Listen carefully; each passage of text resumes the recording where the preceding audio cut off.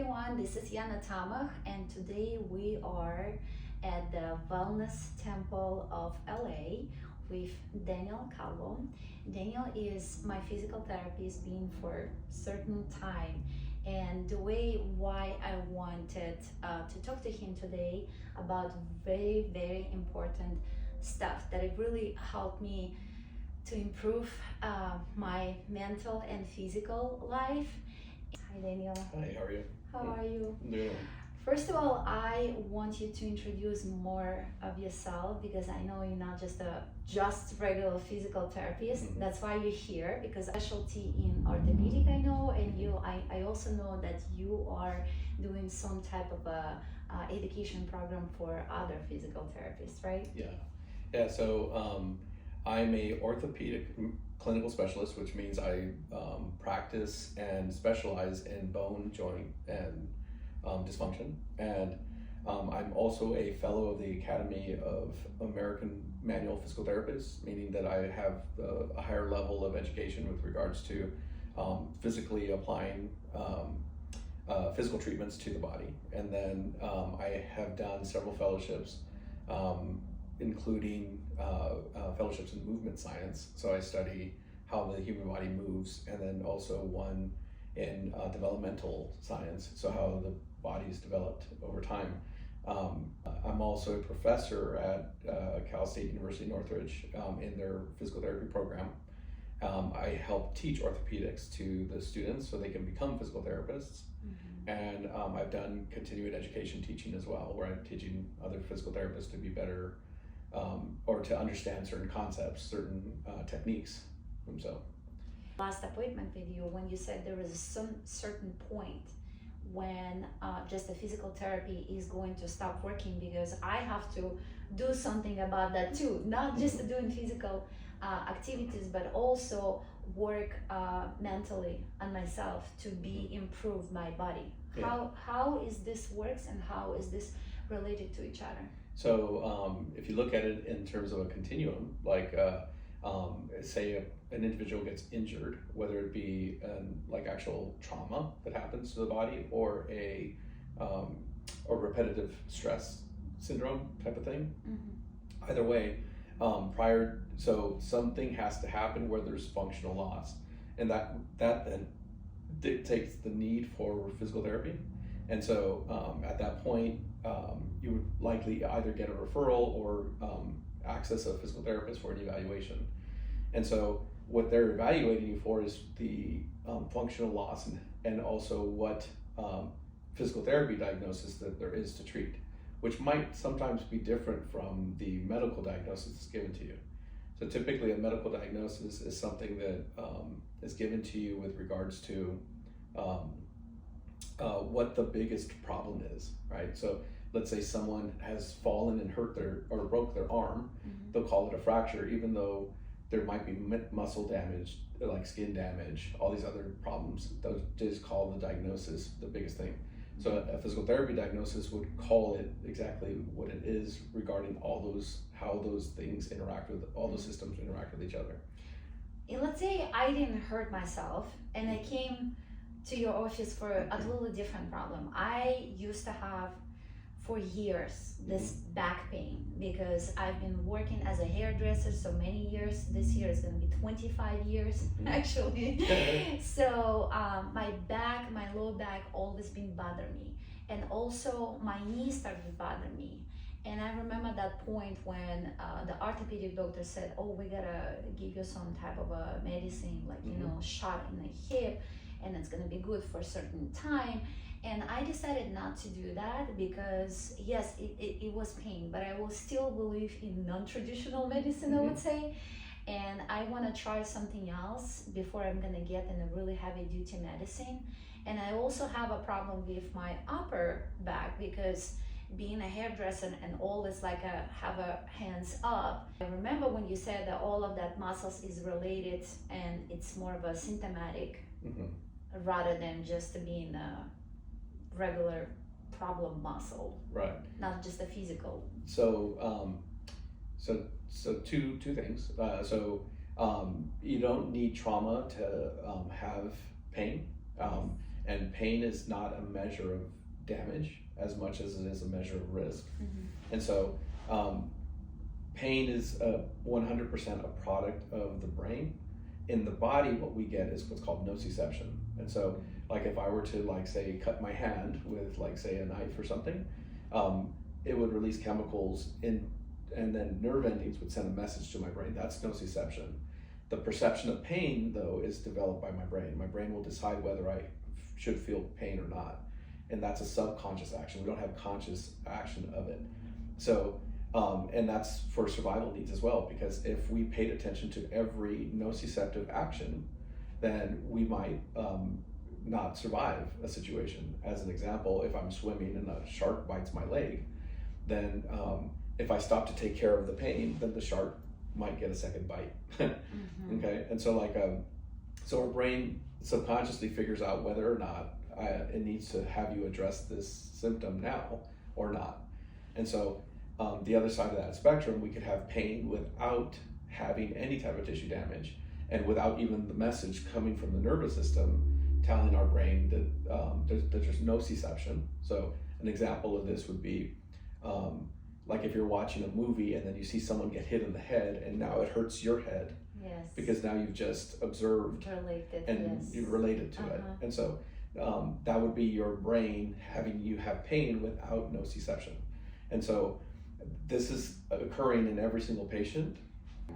There's a part of your brain called your amygdala that's constantly seeking for threats.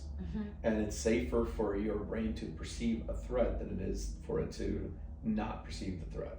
Because if you reach for that rope and it's a rope, no harm, no foul. But if you reach for the rope that might be a snake, it might end up biting you and then you won't survive. Brain is our threat.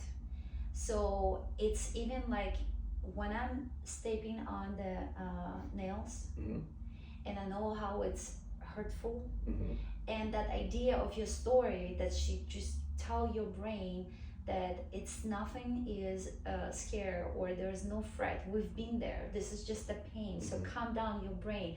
That's actually helped me to stay on the needles and go through the pain. Because your first reaction, whatever you're stepping in the nails, you want to just take it out because it's so painful. So without even trying, without even giving your body chance to try to stay more.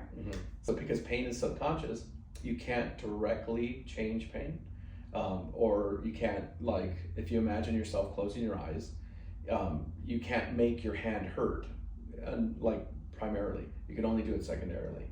And so what you're doing essentially when you're calming your body down by consciously is you're making the so that amygdala that's scanning for threats can only learn through experience. And so if you're perceiving and thinking, oh, those nails are going to hurt, and you never step on the nails, then your brain can never, your subconscious brain can never learn that it's not going to hurt itself on that circumstance. So you're solely giving yourself the conscious support that you need to try it. And if you're able to do it successfully, then your subconscious brain will diminish the amount of pain that you actually get because it's experiencing that situation without damaging or dying. So now let's tell our people who is watching us why it's so important to step in the nails. Several things. One, it creates what's called resiliency. And so it's the same as the cold plunges, right? And so what some other research has shown that, well, just going back to mentality, the tendency for us to not be resilient, it will be highly linked to survival, right? And so all of our emotions and demeanors like can somehow be linked to survival, right? So anxiety is meant to, like, we're meant to be anxious to help us, like, find dangers, right? We're meant to be angry to help us fight through things that we normally wouldn't be able to fight through. And so resiliency is the brain's ability to overcome certain circumstances. And so the more resiliency you have, the less likely you are to suffer from, like, certain mental ailments. And so it's important for that resiliency. the like cold plunges is well, the nails, the stepping on them, like there's a lot of nerve endings on the bottom of the feet that basically giving information up to the brain, and the resiliency is the biggest thing. Like if in a medical standpoint, yes. like to overcome. How about the cold plunge? Because I remember one point when I was working in the sauna with the client, and I feel like I'm really getting tired because I'm working in the heat, right? And I'm also using my muscles in the heat when my muscles being relaxed, but then I have to use my branches to vapor in the body, right? And then after that, I'm going to jump to the cold plunge, and I always feel a second wind after that. So you really feel like refreshed, and you really like a lot of energy back. Could possibly be happening is your body's toggling between what's called the sympathetic and parasympathetic nervous systems. And so the sympathetic nervous system is kind of like your fight or flight, and then your parasympathetic is your rest, recover, digest system. And so when you're going into a cold plunge, basically you're shocking your system all at once, and so it's going to be rejuvenating. It's going to be like, it's going to wake up your nervous system and amp you up a bit, because you're going from one temperature to another temperature. The brain is always the preference is always to be at homeostasis, like, which is a non-changing state, right? So if you think of a thermostat, like we set the thermostat in the room to be, say, 71 degrees. And so it starts to get hotter, then the AC turns on. It starts to get colder, and then the heater turns on to keep us around that same. Your brain is trying to stay the same with everything. So if you change a big change, then it creates a sympathetic response, because it's like, so if I change my whole body's temperature all at once into cold, the whole system's going to amp itself up and get ready to either fight or flight. And so so even if you're tired, then you'll have this feeling of rejuvenation, like but also that toggling is important for health, right? So as an example, all day long we are going between sympathetic and parasympathetic. Okay, so if I say walk upstairs, my sympathetic nervous system starts to elevate. So my heart rate will go up, my breath rate will go up, and I might even start to perspire. But if I was in that state for over an hour, you would say I'm out of shape, right? And so if somebody cuts me off in the morning when I'm driving to work, I go into sympathetic response. If by the end of the day I'm still complaining to that person cutting me off, that means all day long I've been in that same sympathetic response. All day long, my brain, my subconscious brain might have thought I'm gonna die, right? And so the quicker we can toggle, so if I go upstairs and I can get to normal breath, then that means I'm healthy. And so but that's also the state of the mind, right? So if I get anxious about something, but I stay anxious all day long, we're not meant to do that. That's where that becomes unhealthy. So that's become our mental gum. Right. We're all the time, like all day thinking about that. So how is that thoughts that a mental gum will relate it or harm our body? I want to talk about that. So, well, if you're constantly in this state of sympathetic nervous system, like the state of fight or flight, then it's energy consumption. Like, so your whole body's going to be amped up to try to fight an imaginary thing that's not there, right? You're always going to be like stressed, or your shoulder's going to be up, and then oh my god, I have a like tightness in my neck, right? Correct. Okay. So the muscles will be constantly contracted all the time. And then so the other part of that too, it's like our parasympathetic nervous system is where we heal. It's where our blood sugar changes. It's our so our immune system fights off diseases. It's we don't get strong in the gym. What we do in the gym is we break our muscles down, so that way in our sleep we can then rebuild the muscles that we broke down. And if over time we continue to stress the muscles, the brain's perception that it needs to develop more muscle fiber, that happens in our sleep. I heard about that. Somebody told me a long time ago that our muscles only working while we're sleeping. How is that working? Well, it's recovering while we're sleeping. Our muscles are working all day long. Okay. And so, but but we only develop it, or we develop the most when we're asleep. Yeah, develop. Yeah. Yes, that's what I was gonna And say. and so, but it doesn't necessarily need to be sleep. Mm-hmm. It's in that parasympathetic mode. Sleeping is just the ultimate end of that parasympathetic mode. Mm-hmm. So that's why recovery stuff would be helpful too. And so, so there's a balance that's needed in the muscle system in order to develop muscle. So for example, I need to make an inflammatory process around my muscle. Mm-hmm. And so people think inflammation is bad, but it isn't always. Because inflammation brings nutrients to that area, Mm-hmm. and it brings immunity cells and all these different immune system responses. It brings prostaglandins, all these different things to help rebuild that area. So a lot of times we need inflammation to the point where, like, so say a patient sometimes after say an ACL surgery, some doctors don't want them to take an anti-inflammatory because they want that immune system to be working at that way. Every patient that comes in to see me, I'm like assessing what's the greatest need, what's the most important thing that I can give to this patient to make them self-efficacious. And so the ultimate goal of physical therapy is to make a person independent within themselves, to be able to take on their impairments or whatever functional loss they have. Someone comes in and they are lacking the strength, that's the structural foundation. I call that earth, and if they're lacking motivation, I call that fire. If they're lacking knowledge, I call that space. So everybody has a different need, impairment that they need to work on. Or what about the water and the air? Yeah, so water would be recovery, air would be movement. Good. And so so if you don't have movement, then you're not doing what the body's intended to be doing. Mm-hmm. And so if you're not getting good sleep, if you're not like hydrating yourself, you're not giving yourself nutrients, then it's hard for the chemical reactions to happen inside the body. Right. And so basically, like all these things comprise the healthy habits that an individual should be doing. That it's so easy for us nowadays in this modern world to not do to ourselves, because we have lights, we have TV that can keep us up well beyond, Right, but what if, let's say, for example, I'm not the person who's going to gym. Mm-hmm. I've never probably been in my life in gym, maybe just for a steam room. Mm-hmm.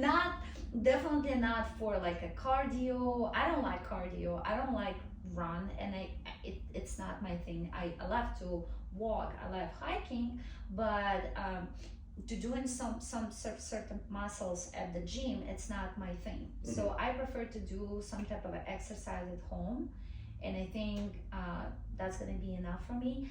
But there's some people who like have a different preference. There's people who love Pilates, who love yoga, who love just regular exercise or going to gym. I think all of those above are totally like healthy and good for the people. Mm-hmm. But what about people who doesn't like to do anything at all? Yeah. Like, what would you recommend? How would you describe why is this important, at least to do exercise at home, maybe just as some minimum? Mm-hmm. So you've shown research basically if you don't do enough movement, that essentially I've heard some articles that have stated that like you need to take at least 1,500 steps in a day, or the equivalent to about like half a mile. And so anything less than that, your body will turn off protein synthesis. Mm-hmm. So within 2 days you'll start to lose muscles, and within 10 days you can lose as much as a muscle the size of your heart, or like a chicken breast. Right? And so the thing is preference is one thing. Like children don't like to eat vegetables, but they have to. And so right. And that's the same for movement, and we just never viewed it as the same way. And in terms of brain health as well, like your muscles also release happy hormones. So when you're exercising and moving, like your body's getting more of that hormone that makes you happy. Yeah, let's talk about that hormones. Remember you were showing me like a pose? Oh yeah, there's this there's like a TED talk on it. Like this individual's like talking about how certain poses actually are power poses that help you release the happy hormones, and the oppositional poses like they're poses of submission, essentially, like so crossing my arms, Yes. crossing the fetal position. All those will increase cortisol and like different things that would make you more stressed. So having your hands open, putting your hands Let's on your remove hips. this. Let's just sit down like There you that. go. So it shows that. Mhm. So the recommendation that the woman gave in the TED Talk is Mhm. essentially before you go like on a job interview, Mhm. to place your hands on your hips and stand in a power pose, in a strong pose, so that way you get the happy hormones, and that way you can attack that. Or like a job. power, like more of a strength inside, or more confident Yeah. also. Exactly. Good. So, what would you recommend? What kind of like an exercise in the morning? Maybe something quick, because I know everybody say, "Listen, I understand everything. This is all good, but I don't have a time." Mhm. So, what kind of exercise, or what is the minimum we have to do every day to get started our day and feel good? Obviously, walking is highly linked to everything. So, walking yourself to start walking over 7,000 steps, that probably would be enough to maintain where you're at. If you're wanting to make gains, then you should be walking more than that. And so, I guess the recommendation would be to have some kind of pedometer or step counter, like an Apple Watch, Even or on the watch, yeah, even and- on the phone you can exactly. track that And down. so, but making sure that you then keep your phone on you, and so. But like, so tracking is going to be a means to know how much you're doing or if you're doing enough. Mhm. And so there is some research that researches what are called exercise snacks. Mhm. In science, we look at VO2 max as a measurement of how much oxygen consumption that your body's using for a particular activity. Mhm. And so it's one of the most effective ways to measure cardiovascular health. And so there's some research that looks at what are called exercise snacks. Mhm. And so it's exercising in bouts of 30 seconds. And like if you did that, like say through your day, then you can actually make changes to your VO2 max. And so What kind of exercise would it be like? it would be something all out to make your heart rate go up. So Mhm. for example, like running in place as fast as you can for 30 seconds. Jumping on trampoline? Or you jumping on a trampoline, like running up a flight of stairs or up a hill, for Okay. 30 seconds straight, like nonstop, to Interesting. get your heart rate up, and it's shown to help cardiovascular health. Sit-ups? Or burpees, or like jumping jacks, Okay. things like that, for like that would help your cardiovascular system. And so exercise is very also specific for the needs. Mhm. So like if I did that, it wouldn't necessarily make me stronger. And so Right. because there's different types of muscles, Right. I've talked to you about before. Mhm. Yeah, we want to talk. I actually was going to ask you about different type of muscles. Different types of muscles, and if you're trying to make an effect, like you're going to want to train for what you're trying to change. So just like how chickens have dark meat and white meat, we have the same. It's just not as defined in us because of the fact that we're not bred that way. We're like chickens are. And so, but within our muscles, some are more prone to be white meat, which is type 2 muscle, which is power. Type 1 muscle is endurance. So dark meat is dark because it has much more iron or hemoglobin in it. It has more blood flow and it has more fat. And so, so the reason for all that is because you're using them more. They're made for more endurance activities, like posture, like walking long distances, highly aerobic things. And so if I exercise for long duration and low loads, then I'm making those muscles much more strong. And so if I'm trying to gain hypertrophy of the bigger, rounder muscles, that's that type 2 muscle. That's going to be more power or strength. And so in that sense, if I'm wanting to develop that muscle belly to make it look big and round, then in that case, I would lower the repetitions and higher the weight. So the recommendation is anywhere between 60 to 80% of what's called your 1 repetition max. So for example, if I was able to pick up 100 pounds with one hand and curl it, Yes. I'd want to exercise 60 to 80 pounds and do that maybe 5 to 8 repetitions, and do that 3 times a week. What's very important to build muscle is that recovery time. And so if I lifted heavy weights and I broke my muscles down and I did that every day, it would take me longer to get stronger. If I give myself a day or 2 days break in between each time I exercise, then my muscle's gonna go ahead and develop quicker. And there's a difference between developing muscle belly and then developing strength, because it takes about 6 to 8 weeks of exercising for muscle belly to grow, Right. but you might feel stronger in between because you have more neuroplasticity or coordination for that same activity. So your brain knows how to use your muscles better, because your brain's constantly you're constantly trying to conserve energy Yes. for vitality, and so it'd rather not make muscles if it's not going to be beneficial to the body. Right. We're not like going to hunt a mammoth anymore, right? We don't need that type of muscles Yes. or that many calories like we used to have. So Talking about that day was the sensory system, like where you feel sensations. And so Okay. so we need input and output when it comes to the nervous system. So the brain has to receive information. And so there's a thing called the homunculus man. So what the homunculus man is, it's the formation of, so if you take a cross section of the brain, so if you're looking at me like this, you cut the brain like this, then you'll see kind of like two pink, like bumpy things. And on the outer surface of that brain, then you could hang somebody upside down, like have their feet on the inner part of that brain, and it's the basically the landscape and how it associates to the body and sensation. And so the areas of the body that are like more important, you have more real estate for that particular area.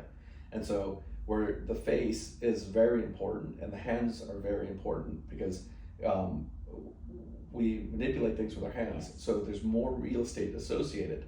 So a bigger part of the brain is controlling or like helping us process our hands than there is for like our back. And so, but with time, if someone gets injured or starts thinking of like their hands more, or like so for example, like piano players, they might even have an even bigger part for the hand than say somebody who doesn't use their hands for work.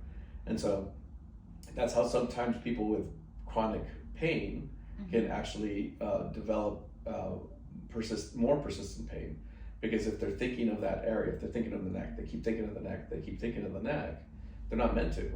So you're becoming an expert. So it's just kind of like if you keep thinking of math, you can have more brain associated with math. So what is the solution? what's the solution for that is essentially, so if it's, it depends on the person or the circumstance, like, or the situation. But there's a great book called Explain Pain that's written by David Butler and Lorimer Moseley, which they have videos out you can watch too. But essentially, you need to, in that book, they talk about what are called DIMS and SIMS.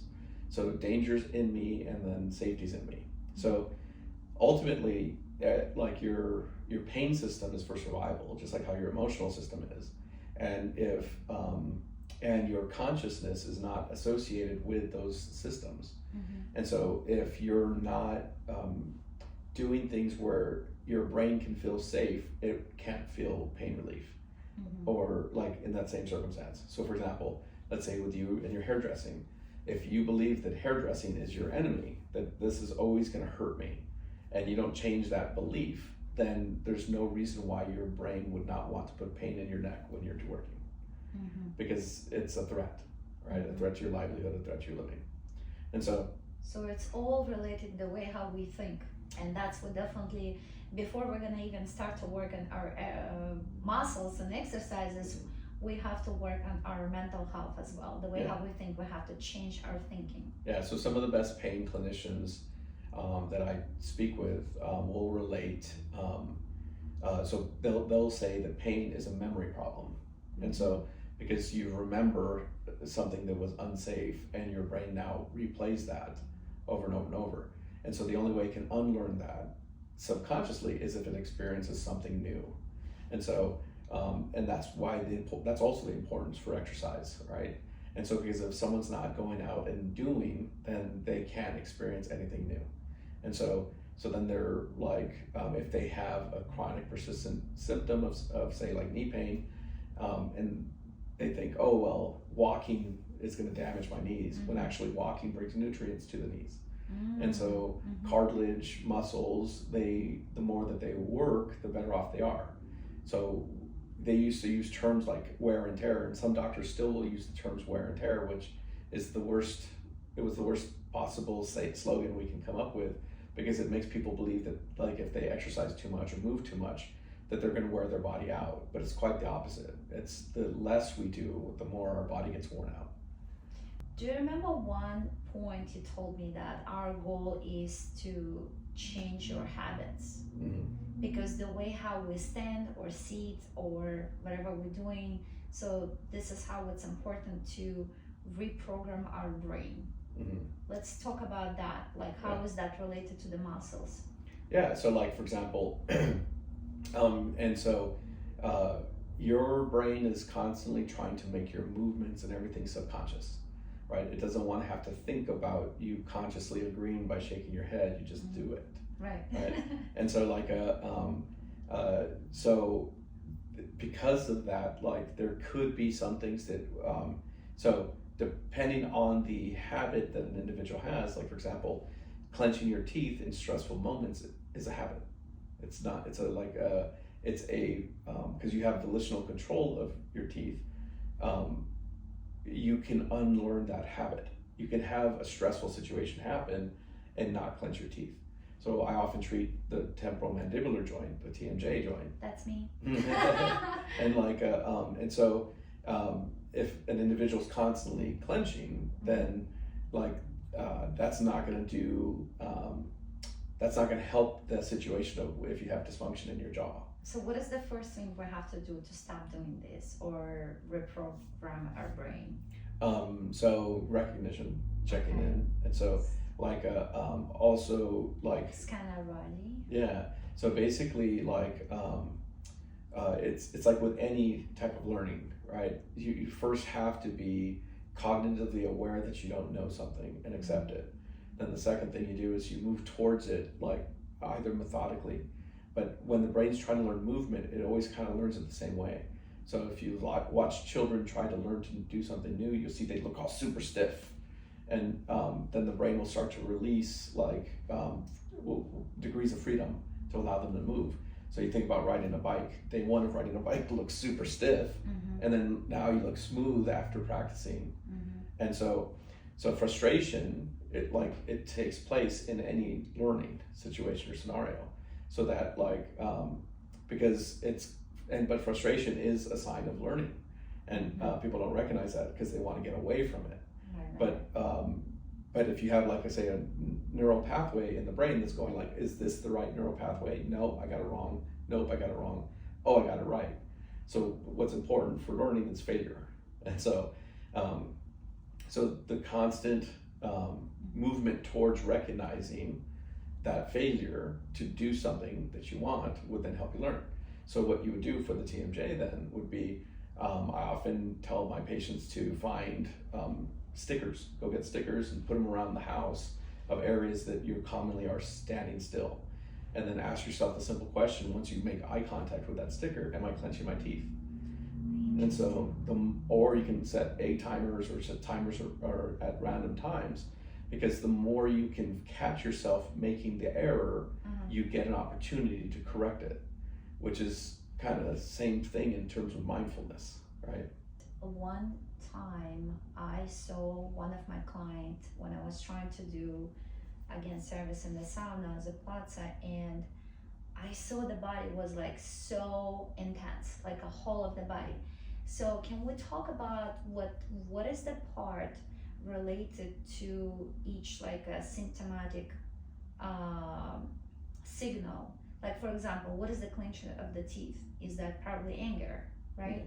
Or putting your shoulders like that all the time, what is that? I think it's a fear, right? So is there any like a type of recognition in that side? So well, we know about the body languages, right? Like a closing pose, or open close, but I'm talking about like a muscle wise. Yeah, so it's all the same. Like the way I guess the way I could put it best is we always want to reset back to an older program. And so like our oldest program for movement, do you know what it is? No. It's fetal position. So we're born and we're stuck in this fetal position. And so the baby pose. yeah, so if somebody hurts their thumb, they're going to hold their hand in fetal position. If they hurt the wrist, they're going to hold their hand, their elbow, their shoulder. If they get cold, if they get angered, Yes. it's all the same program. You're going back to that oldest program. And so someone has a stroke, then the parts of the brain now are wiped out for that maintained all those new programs, and they're now stuck in that fetal position.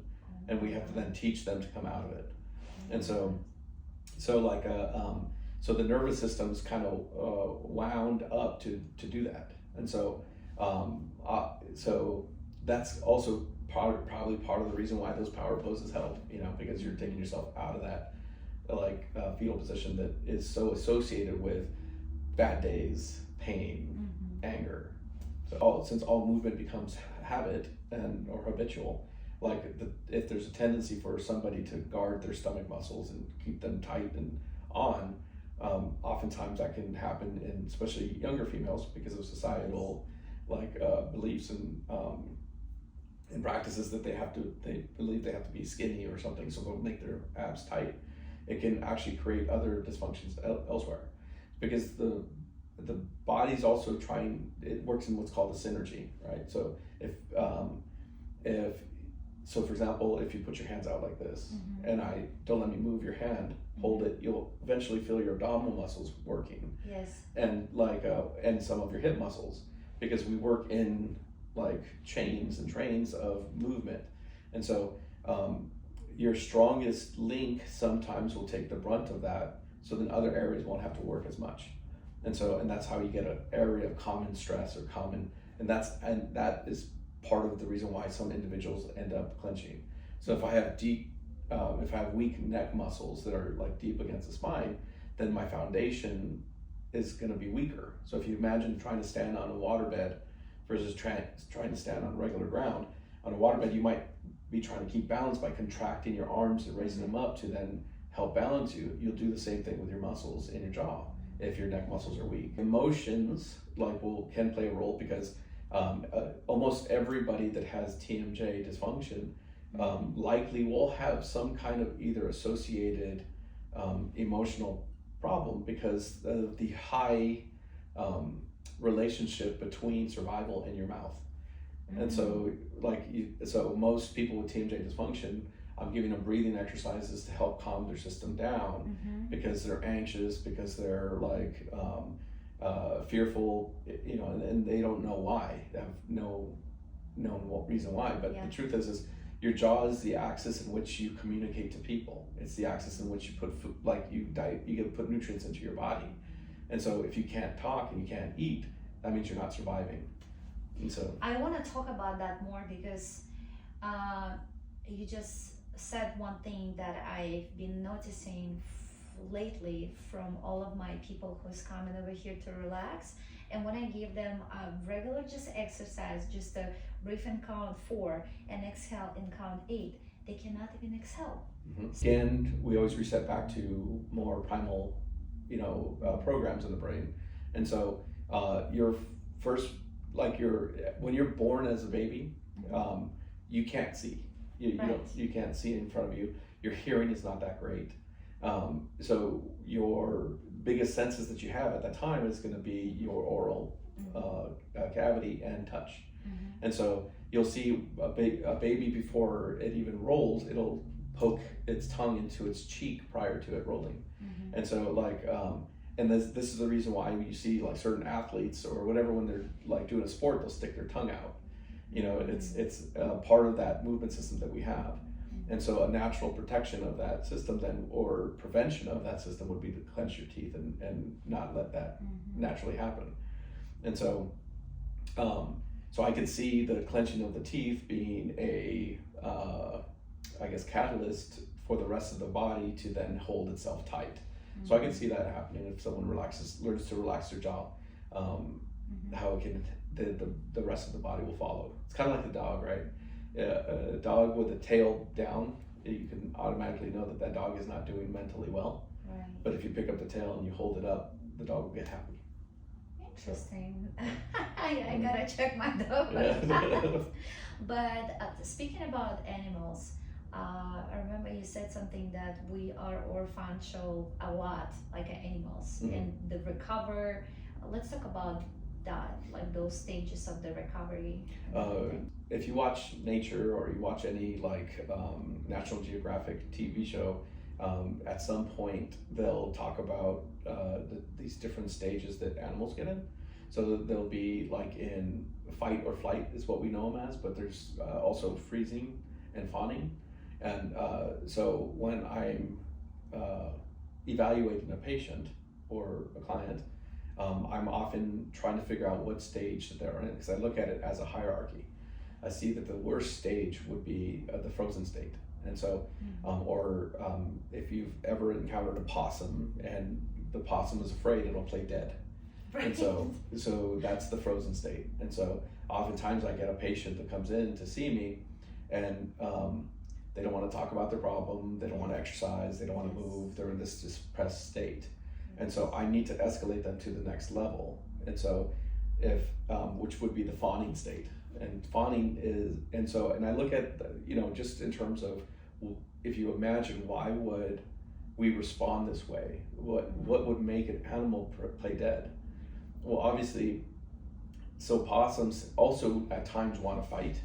They also will run away. So what then would bring a possum to then play dead? It's a situation in which the brain of that possum can't imagine it has the ability to fight and win or run away and win. And so begging, fawning is like one of those stages. And so when I see a patient who's fawning, they're coming in and they're just complaining about their condition. They don't want to be there. Like, they haven't given up yet though. They're still talking about it. And so I need to move them to the next stage, which would be a stage where, so fawning is that the brain would have a belief that it can get out of this problem, it just doesn't know how. It doesn't know how to physically get there. And so the next stage would be the flight stage in my mind. And so this is a state in which the brain believes, at least I'm fast enough to get away. And so if I can get somebody that is frozen to then talk about their situation and get them to be able to start believing that they have a better option, then they're going to start to change behavior. And it's the changing of behavior that actually leads to the progression, the result. And so then if that person now is being able to talk about it and have hope that they can make it to the next stage, then I just got to get them moving and get them exercising. How do you get them from that first stage to the second one? By talking to them, or give them some certain exercises? Because it's all a subconscious thing. So I then I need them to experience movement with successfully, right? And so I'll reframe their mentality as I'm getting them to exercise. Oh my God. So for example, like if they're sitting there and the moment I get them to that fawning state where they're like, okay, yeah, like I can't do this, I can't do that. And I said, well, I'll say something like, well, how do you know you can't? And they'll say, oh, because I've done it before. And I'm like, well, have you tried now? And they'll say, no. And I'm like, well, how can you know that? Let's try it, let's go. And then I'll get them moving. So then and they'll say, oh, well, it doesn't hurt now. And I'm like, okay, well, let's just keep doing that over and over and over. So by doing it, their brain now, because they have a consciousness that is agreeing with their scared subconscious in the beginning. So we need them to experience something new. They need to experience like that they're wrong, so they can learn a new thing. And it'll be frustrating to them. So they'll get angry, they'll get like emotional. So that means they wanted to try. Yeah, and so like, it also means that they're learning. And so like oftentimes I'm dealing with a very angry person. Wow. And so, but speaking of the frozen emotions, so this is something that in psychiatry we call that also the frozen state, when we are frozen our emotions. For example, if we got hurt about something, right? Let's say in love or something, we close our heart. So we've been feel the pain, mentally pain, sometimes physically too. And then we get in a point when we froze our feelings, and that's totally like going to our subconscious mind, and we afraid to get, let's for example after that, to go to the new relationship, you know. So because we have a fear, because we already have a, like, you know, our brain is already said this is not safe, let's not go back over there. I'd rather to be by myself than going in another relationship, for example. So how is that related to our body? And so do you have any like so the somatization of pain is what you're talking about a little bit. Obviously I'm not degreed in psychology or anything of that nature, but like in terms of like say a relationship, again, if your brain cannot perceive a different outcome from the past traumas that you may have had with regards to that, you can't outsmart it, you can't outthink it, you can't just believe that you'll be fine. Your brain has to experience, because it's not a conscious thing. Your protection mechanism is a subconscious thing, so it has to experience something new. And so that's it. That goes for the same exact thing for pain. Let's say someone who's been scalded with hot water, they're going to be less likely wanting to get in your jacuzzi, right? And so in order for them to do that, because now it's going to create intense pain, the key most important thing is that they have to have willingness, and then they have to feel safe. Like if you've had bad relationships in the past, like you getting into another bad relationship just condones that behavior. Like somebody, like if you were to say, just get in the hot tub to that person who got scalded with water, and you push them in and they don't feel safe, it's just reinforcing that program to their brain that like, oh yes, we should be afraid of this. We should, like, so I'm going to make that response even bigger next time. And so your amygdala is always scanning for threat, whether it be physical, emotional, or, you know, there's a high level of needs in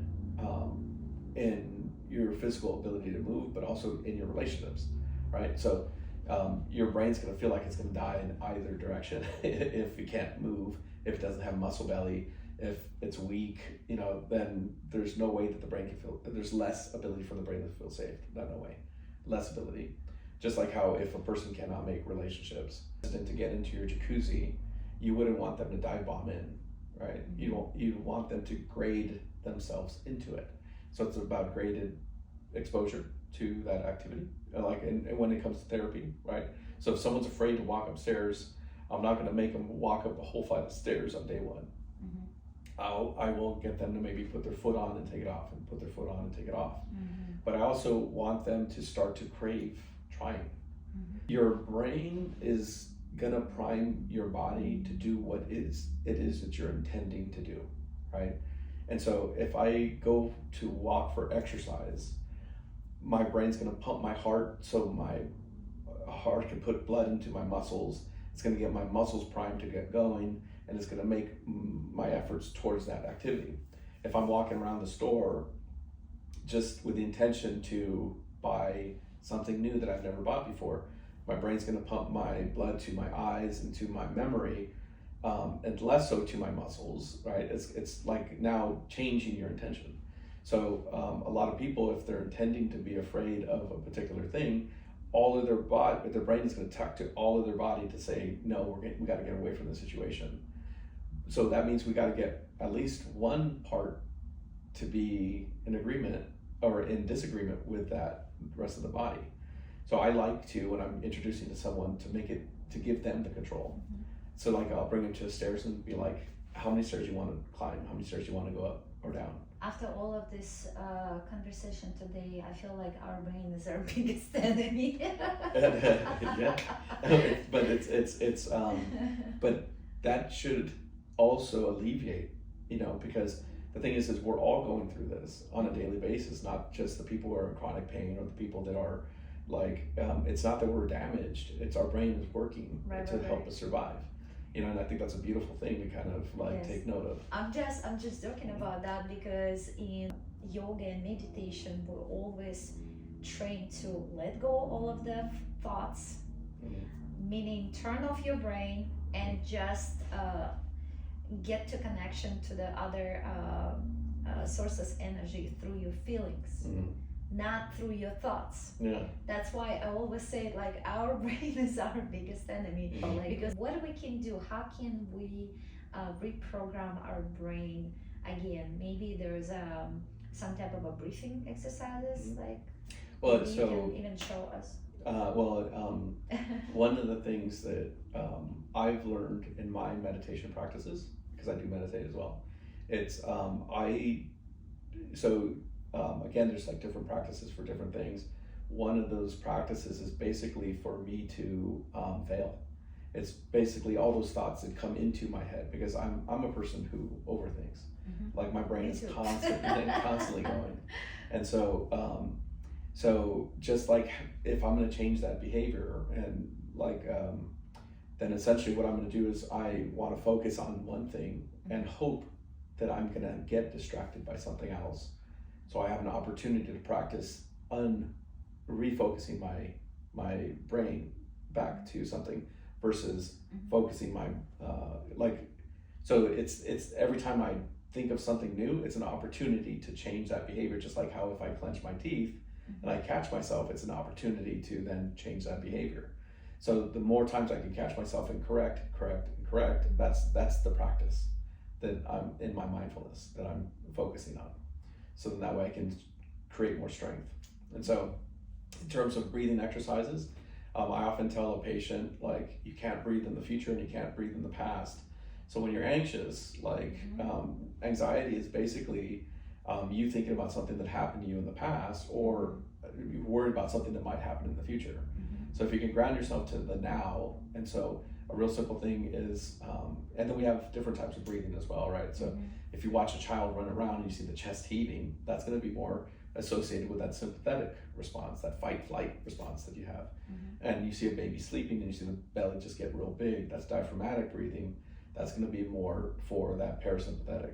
And so we kind of hack the brain by, like, putting your hands on your stomach and focusing the breath to increase the size of the abdomen. So letting that air like fill that bottom abdominal cavity. And obviously breathing out and in. So if I do short breath, that's going to be more related to that sympathetic response.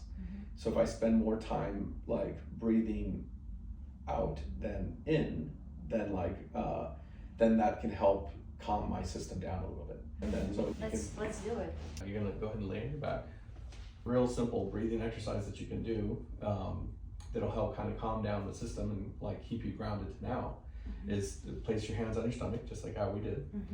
And I want you spending more time breathing in than breathing out, okay? So we're gonna breathe 7 seconds in through your nose and make your belly as big as you can while you're breathing in, not by contracting the muscles, but just by letting the air go into your abdominal cavity, okay? So let's take a 5-second breath in, okay? 1, 2, 3, 4, 5. I did it too fast. Right. And so let's do it one more time. And that's a common mistake that people make is they'll take a deep breath in, but that's not relaxed breathing. So take a little bit of air at a time in. So 5 seconds in. Ready? 1, 2, 3, 4, 5. And then we're going to breathe out slowly for 7 seconds. 1, 2, 3, 4, 5, 6, 7. Good job. Okay. And I like to combine this oftentimes with a relaxation technique of a certain body part or a certain area. So this time we're going to relax your legs as you're breathing out. Okay. So let's have you breathe in for 5. And then you're going to breathe out for 7, and then let your legs not squeeze together anymore. And so oftentimes we're holding the tension in our body. Yes, that's true. Is there a difference between 4 and 8, or it's a 5 and 7? Which one do you prefer? So because I do the 4 and 8. Yeah, so I like the longer breaths, and but really I don't think that it matters too much. Okay. So now I have read some research that shows that some people with chronic anxiety, that when doing this type of breathing, they'll get anxious and they'll like feel like they can't tolerate it, and it's happened with patients of mine. And so what I'll do with them is I'll lower the numbers, and so I see. So 5 and 7, because they're not used to having that much oxygen, or they're not used to relaxing. Okay. And so So their nervous system feels afraid in that state of relaxation. So, but like I'll have them go through parts of the body, like relax your legs on the breath out, Right. then relax your back on the breath out, then relax your neck and jaw on the breath out. And so you're counting, you're breathing, and you're focusing on relaxing. So it's hard then now to think of the past problems or the future problems You're that might thinking be. about present, that you focus on your breathing right now. Exactly. Okay. So Okay. is there any other exercise in the morning that you can like do and you kind of like gonna get ready for the day? Out and walking in sunlight, the first Yes. thing in the morning. Get the energy from the Yeah, sun. it would probably be like the biggest recommendation that I give, because like the sun's rays are different in the morning than they are at night. It's called a Doppler effect, right? And so in the morning, it's kind of like a car. When a car goes by you, you hear the sound wave. It sounds different than when it passes you, right? So it's like, and so it's the same thing with the sun. As the sun's rising, it's giving us different light than when it's setting. And so in that, that has been associated with melatonin.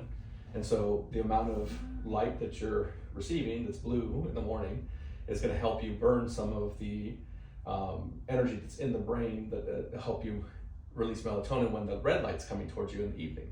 And so, but you have to have that interaction with the sunlight. And so getting out in nature is like very healthy. We have to hike in the morning, not in the evening, because a lot of people hiking in the evening versus in the morning. Yeah. So. And like either way, like just as long as you're getting a good dose of sunlight, maybe 10 minutes or so, 10-minute walk, would be fantastic. Can we use this for the exercise somehow? Like for example, our lower back or upper back, like what we can do with that? So a simple exercise, let's do a lighter one.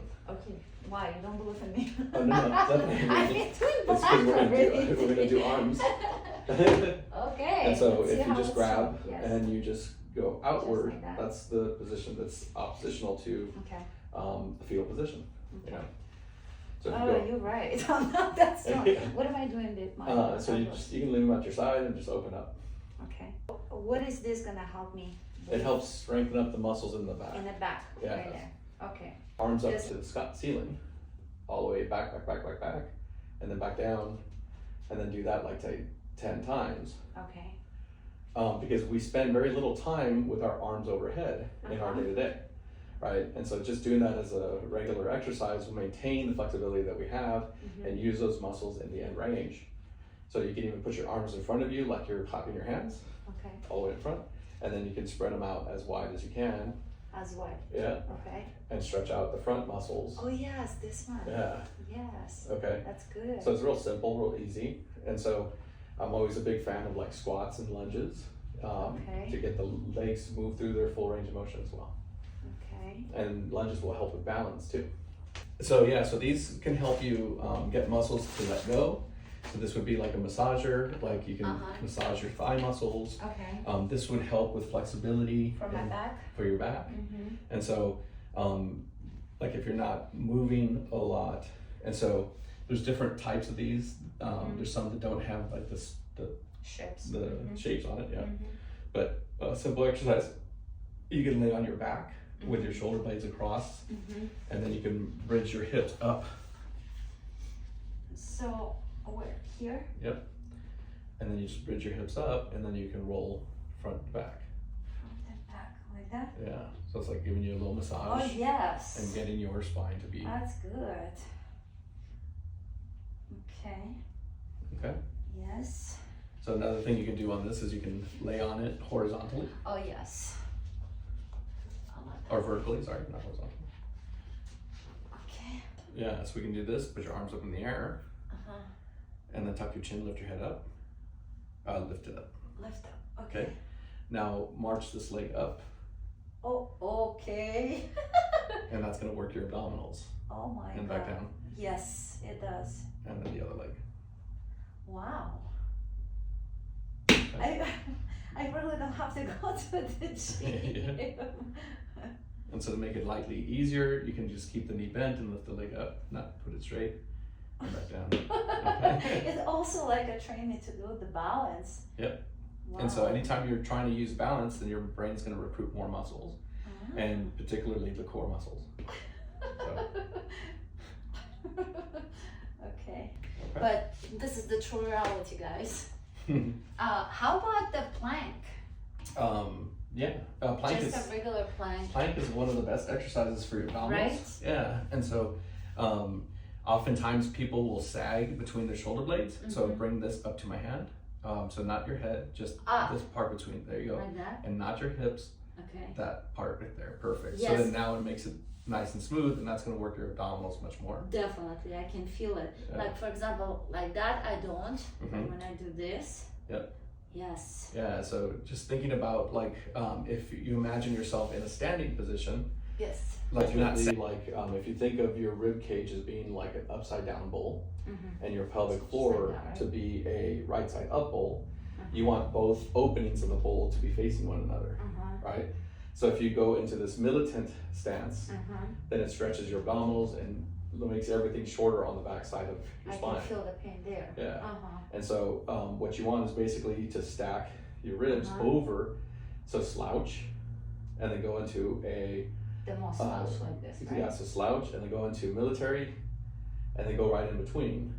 So And that would be basically here. that's going to be the best position to be in. Yes. And then where do we have to put our like a type of like a weight?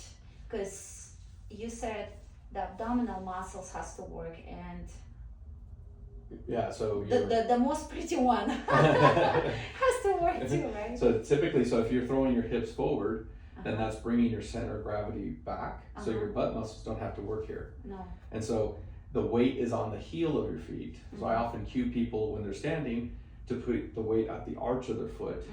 Okay, and if you just think of your hip joint to be right over your shoulder joint, right over your ear hole, then that's a good cue. Okay. So that's the best posture. Mm-hmm. Because always like our parents said like, put your back straight, and you're like, Yes, so you and overcorrect that's not it. correct. Yeah. Okay, so it has to be more relaxed. Exactly, balanced. Balanced. Mhm.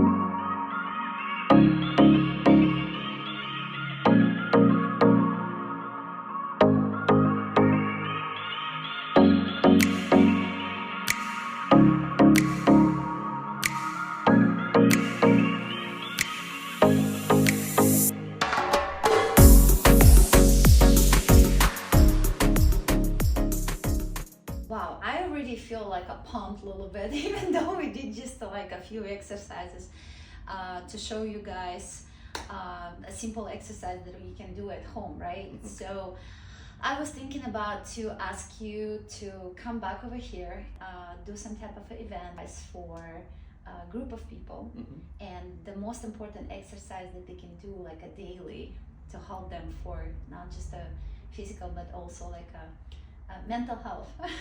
Yeah, I would love to. I love the idea of helping people and individuals become healthier, especially in this current state where our technology is advancing faster than our bodies. Or if you have some type of a request, what do you want to see or hear from Daniel when he's going to come back with our bigger event? So please let me know. Please comment below at this video, and we cannot wait to see you back over here. Okay. Thank you for watching us, guys. So please subscribe if you're interested in more information, how to become a healthy in terms of the physical part, but also mentally. Thank you for your time. Thank you for joining us today. See you soon. Bye-bye.